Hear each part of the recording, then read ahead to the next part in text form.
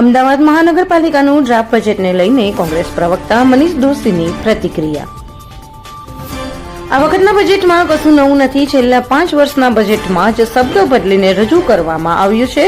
1 કરોડ લોકો રહે છે તેવા અમદાવાદ શહેરનું બજેટ નીરસ છે. વિકાસલક્ષી બજેટની વાતો કરવામાં આવી છે. હકીકતમાં કોઈ વિકાસની વાત જ નથી. ભાજપના નેતાઓ અને ભાજપના મળતિયાઓના કોન્ટ્રાક્ટ મળે અને માટેના જ બજેટ છે.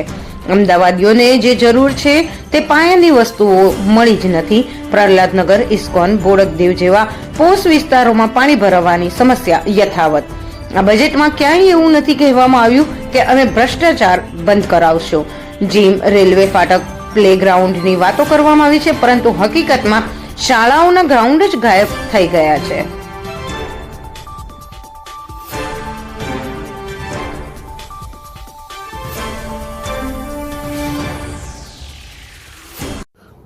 ઓકે, 1 કરોડ જેટલી જનસંખ્યા ધરાવતો અમદાવાદ મ્યુનિસિપલ કોર્પોરેશનના વિસ્તારમાં આજરોજ ભાજપાના શાસકો દ્વારા રજૂ કરવામાં આવેલું બજેટ હકીકતમાં શહેરી નાગરિકો સાથે મોટામાં મોટી છેતરપિંડી સમાન છે. છેલ્લા 10 વર્ષના બજેટ જોઈએ તો દરેક બજેટમાં ગોળ ગોળ કરીને પહેલા 2005માં જે રજૂ કર્યું હોય એ પછીના વર્ષમાં જુઓ તો સળંગ ક્યાંક ને ક્યાંક રિપીટ અલ્ટરનેટ હોય.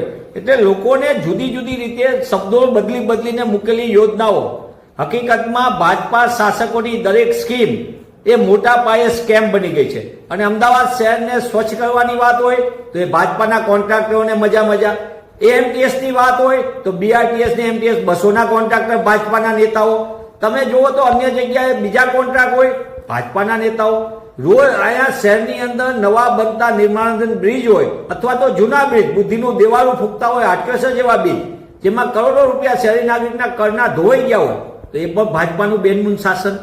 એટલે ભાજપાની કોર્પોરેશનની અંદર પરીક્ષા લેવાય તો ભરતીમાં મોટા પાયે ભ્રષ્ટાચાર, ગોલમાલ, ગેરરીતિ. આરોગ્ય સેવા સંપૂર્ણપણે પરિભાંગી. અર્બન હેલ્થ સેન્ટર નામના ચાલે.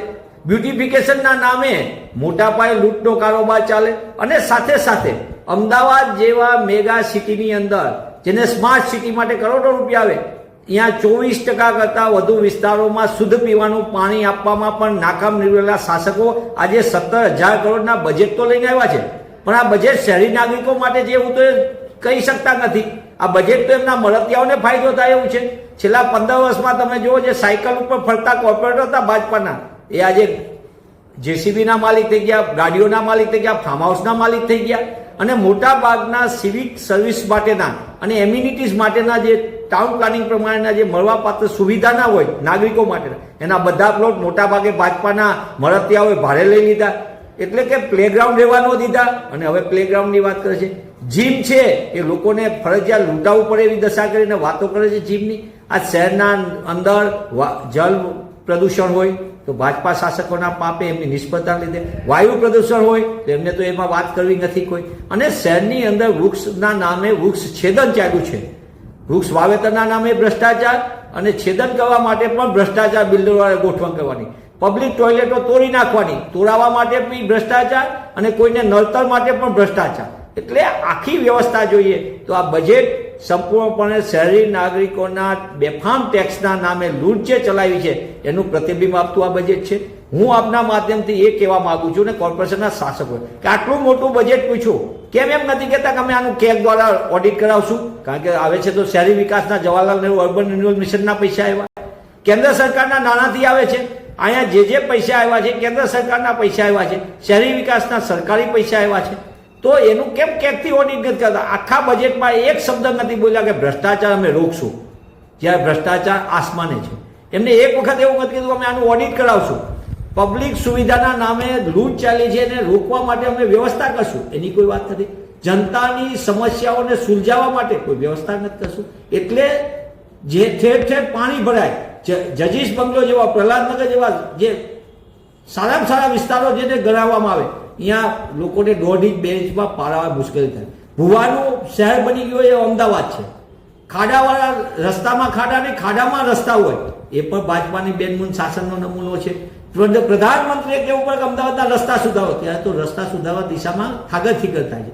એટલે આમ સમગ્ર દ્રષ્ટિએ પ્રોપર્ટી ટેક્સની લૂંટ, પાણીમાં અનિયમિતતા, રોડ રસ્તા સંપૂર્ણ ખસ્તાહાલ, મોટા પાયે ભ્રષ્ટાચાર અને ટ્રાફિકની બેફામ સમસ્યાની વચ્ચે એમ કે અમે ટ્રાફિક મુક્ત અમદાવાદ શહેર કરશું કે ટ્રાફિકથી સરળતા કરશું અને બીજી બાજુ અમે રેલવેના ફાટક મુક્ત કરશું. ભાઈ, રેલવેના ફાટક કરતા પહેલા શહેરના સરળતાવાળી વ્યવસ્થા શું કરી શકો છો? કેન્દ્ર સરકારની યોજનાઓના નામે અહીંયા વાહવાઈ લૂંટવાની જરૂર નથી. આ શહેરના નાગરિકો જે ટેક્સ પે છે એને સામાન્ય સુવિધા જોઈએ છે.